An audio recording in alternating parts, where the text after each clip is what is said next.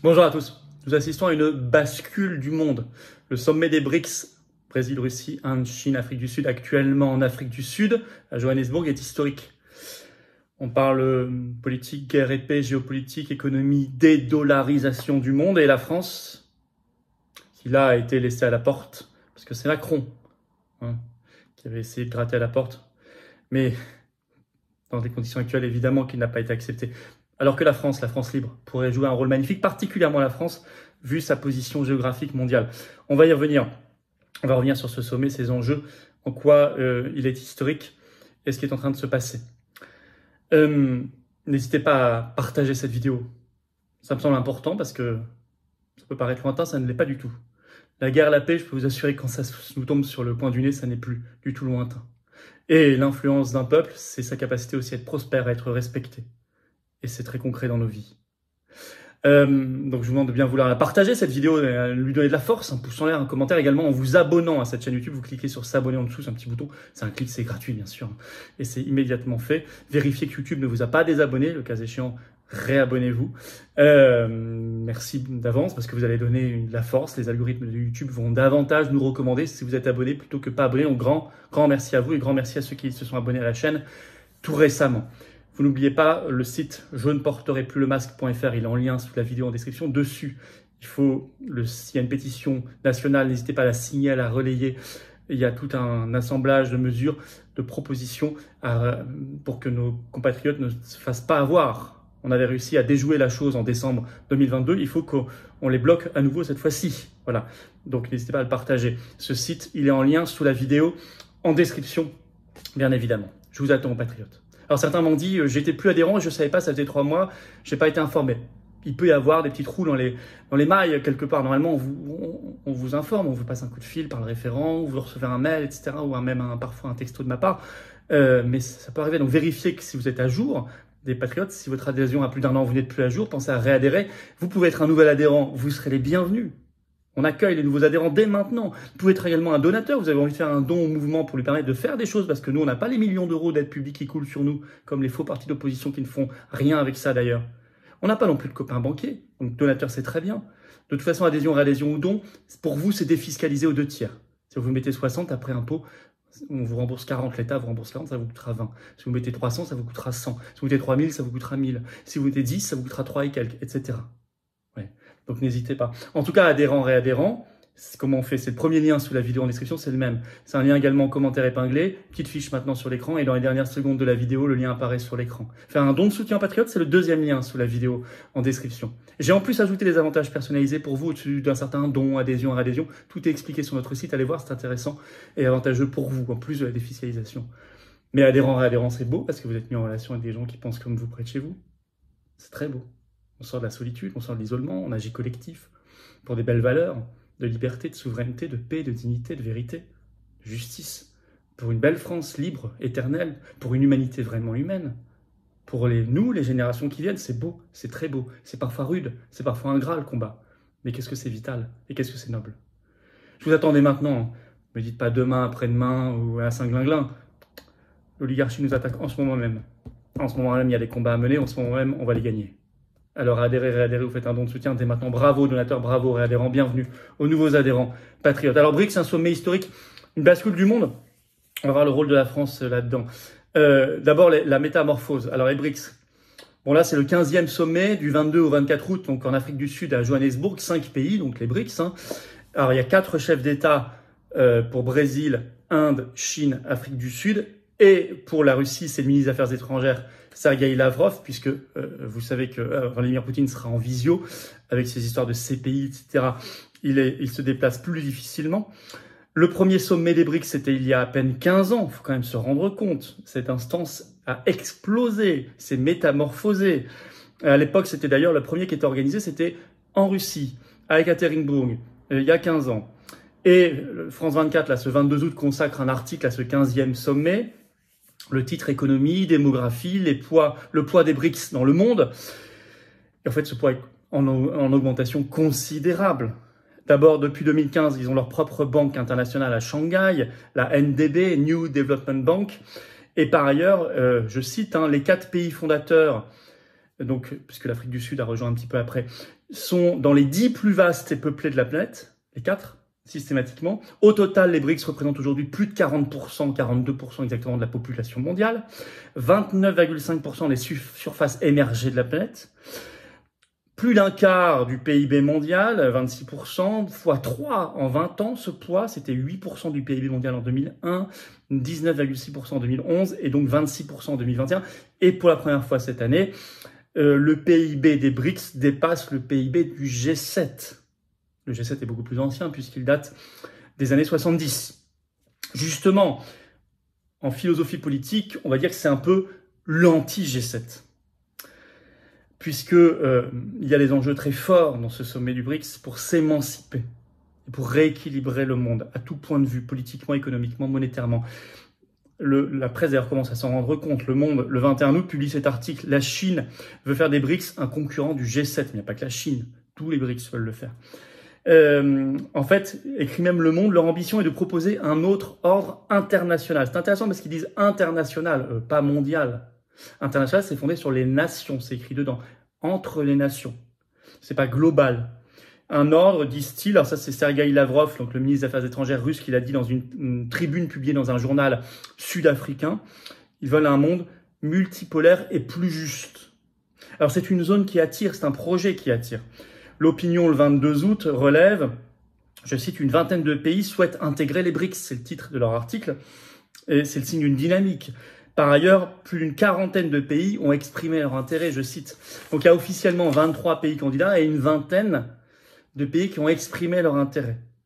Les Échos, le 22 août, signent cet article. Le groupe se rêve en alternative face aux pays occidentaux et attire de nouveaux candidats. Alors, on peut citer actuellement l'Arabie Saoudite, les Émirats Arabes Unis, l'Argentine, l'Algérie, l'Égypte, l'Iran, l'Éthiopie, la Turquie, la Thaïlande, le Vietnam, le Nigeria, Cuba, Venezuela, des pays informellement pas encore forcément candidats, mais comme le Gabon, la République démocratique du Congo, les Comores, etc. Donc c'est vraiment partout.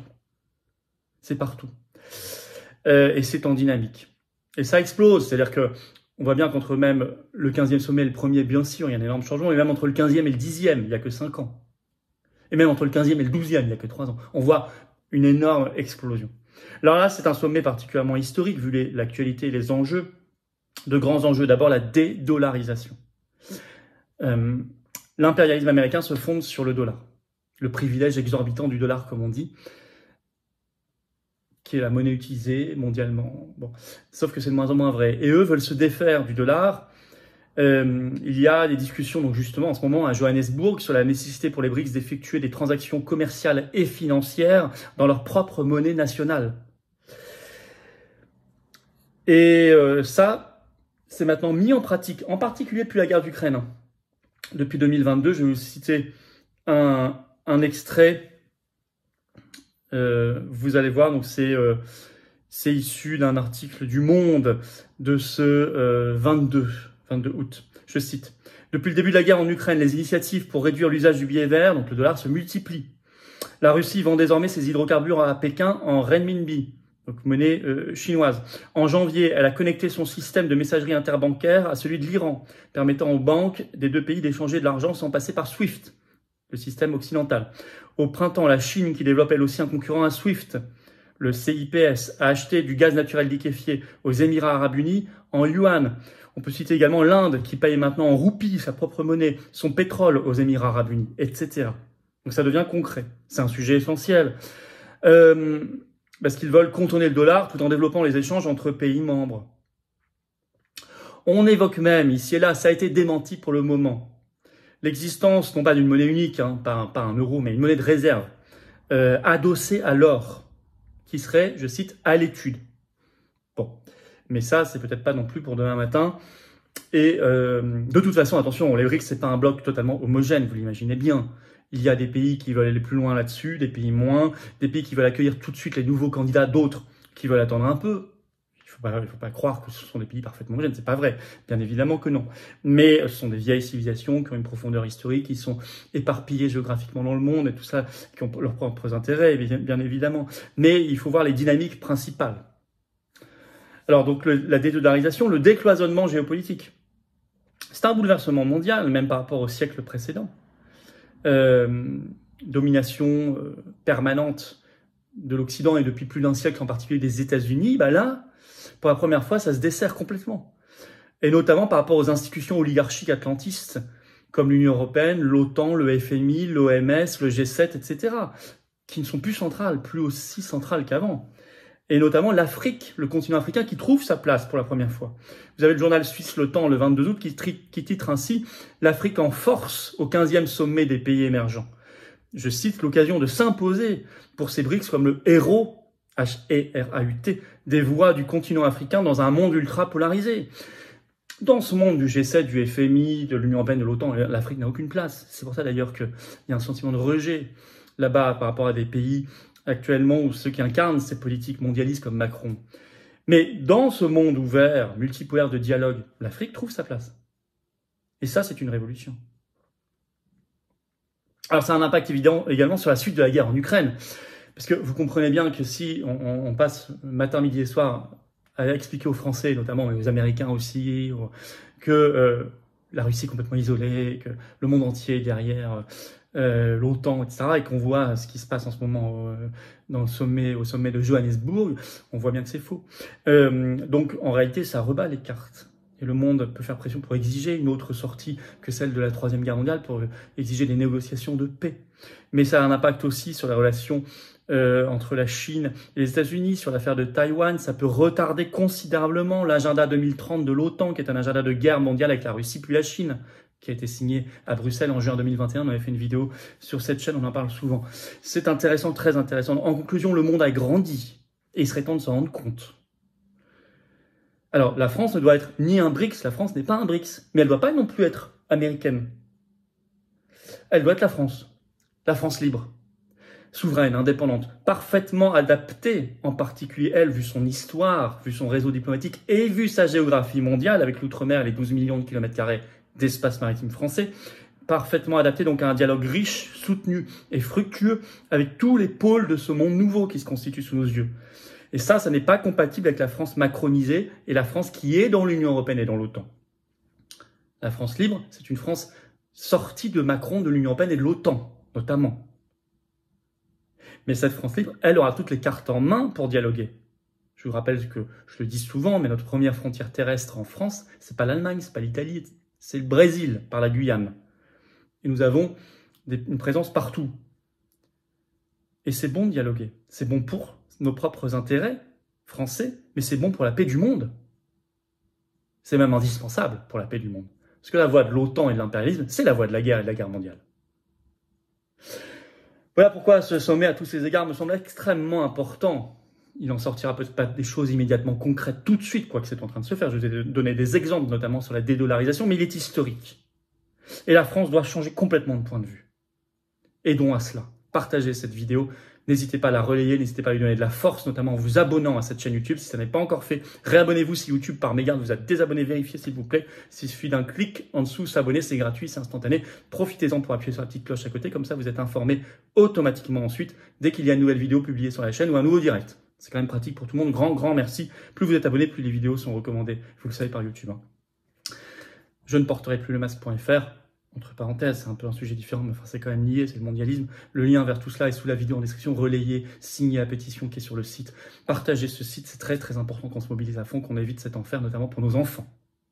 Je vous attends, patriotes. Voilà. Justement, on se bat pour les enfants, les petits-enfants. Justement, on se bat pour les générations qui viennent. Justement, on se bat pour la transcendance, quelque chose qui nous dépasse, quelque chose de beau, qu'un B majuscule. Il y a des principes concrets, des très belles valeurs. Dans un mouvement clairement, complètement anti-oligarchique, 100% anti-oligarchique et de résistance. C'est ça les patriotes. Plus grand mouvement souverainiste et défense de la liberté, de la paix, de France. Je vous attends. Dès maintenant, dans les secondes qui viennent. Vous pouvez adhérer ou reprendre votre adhésion annuelle. C'est le premier lien sous la vidéo en description, c'est le même. C'est un lien également en commentaire épinglé. Dans quelques secondes, le lien apparaît sur votre écran. Vous pouvez également faire un don de soutien aux patriotes. C'est le deuxième lien sous la vidéo en description. C'est vital pour le mouvement, pour lui permettre de faire des choses. Le congrès d'Arras le 2 septembre va coûter plusieurs dizaines de milliers d'euros. Toutes les manifs qu'on fait, les opérations coup de poing, les européennes l'an prochain, tout ça, c'est des millions au total d'euros. On ne peut pas s'en sortir sans vous. Pour vous, tout ça, c'est défiscalisé aux 2 tiers. Aux 2 tiers. Vous mettez 60, ça vous coûte 20. En fait, après impôt. Vous mettez 6 000, ça vous coûte 2 000. Il y en a qui peuvent, faites-le. Il y en a qui mettent 10, ça vous coûtera 3 et quelques. Bravo, en tout cas, aux donateurs, aux réadhérents. Bienvenue aux nouveaux adhérents patriotes. Vive la France.